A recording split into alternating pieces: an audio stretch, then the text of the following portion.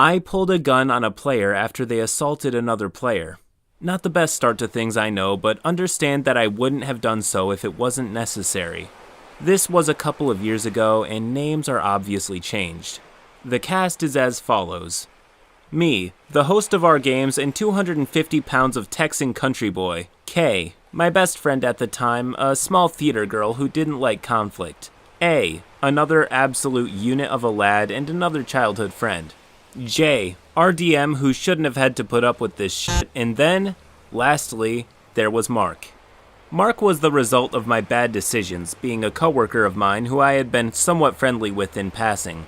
He mentioned that he wanted to get back into TRPGs, and being a dumb and friendly 18-year-old, I invited this near total stranger to the group so we would have that ideal party of 4. Now, Mark had a couple of behaviors that I would now call red flags, and I discarded them at the time. He was pretty homophobic and never stopped making suggestive comments about the women we worked with. But I was so desperate to play some D&D that I decided to ignore my gut feelings. The rest of my group took my vouching for him at face value, and we started out playing. I believe it was Rise of Tiamat. Kay and I were playing twin Irish fighters. A was playing a Norse barbarian, and Mark was playing a paladin of the goddess of love. The role-playing was pretty good. Kay and I had our firebrand / down-to-earth combo going on. A had his dumb Viking meathead, and Mark was essentially comic relief as we joked that his paladin was Sir Bad Touch, being that his method of lay on hands was to hug or cheek kiss the one being healed. It was fine until that bad touch shit started to move out of character. Kay liked to dress. We sometimes made jokes in our friend group about her being the big titty goth girl, as it were. Point is, I started to notice that whenever Mark thought Kay wasn't paying attention, he would be full on staring at her chest. Same thing if she got up to get a drink or use the bathroom or whatever, he would just be full on staring at her ass. This, of course, made everyone uncomfortable. Most of all Kay, but he hadn't said or done anything, so we, being a bunch of 18-year-olds not knowing how to tell off a 25-year-old, just kind of stewed about it and continued playing. That is, until about 5 or 6 sessions in. We had all gotten pretty comfortable with each other, kind of brushed off Mark's weirdness, and even made a few cracks about it, which seemed to make him at least a little more sneaky about his perversions. Or so we thought anyway. At one point, Kay announces that she's getting up to get a drink, and as she walks around the table, she walks by Mark, who slaps her ass.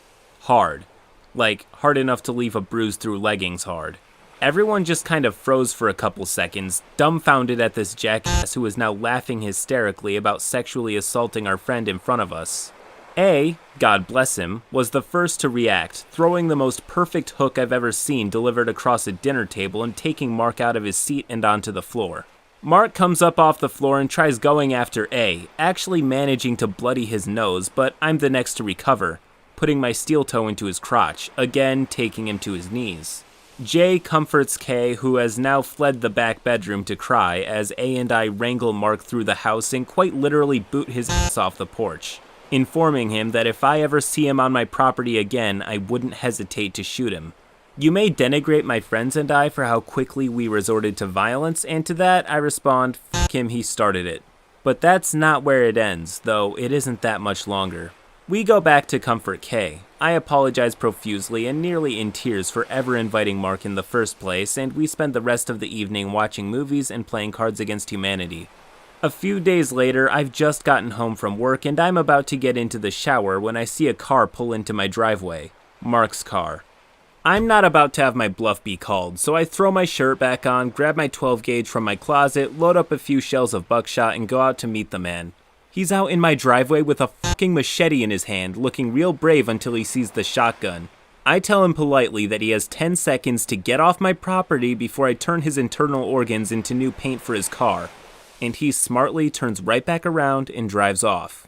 I call the cops, answer some questions. The dude got busted down the road with the machete, a fuck ton of weed, and other drug paraphernalia. Safe to say, he doesn't work at my job anymore.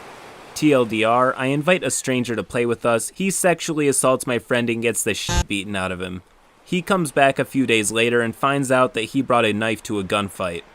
End post. First off, I want to make something clear. Violence is never the answer. It's a question. And in this case, the answer is FUCK YES! This is one of the most oddly satisfying stories I've read in a while.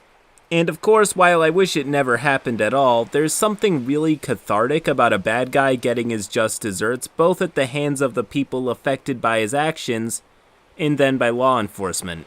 I just don't know why Mark would be so dumb as to show up on a Texan of all people's doorstep with a machete brandished, because if the Houston press is correct, around 44% of Texans own a gun or have a family member that does. Then again, I don't take Mark for the intellectual type, so there's that. Anyways, if you enjoyed this video, please do leave a like and subscribe to the channel for more stories just like this one. Till next time.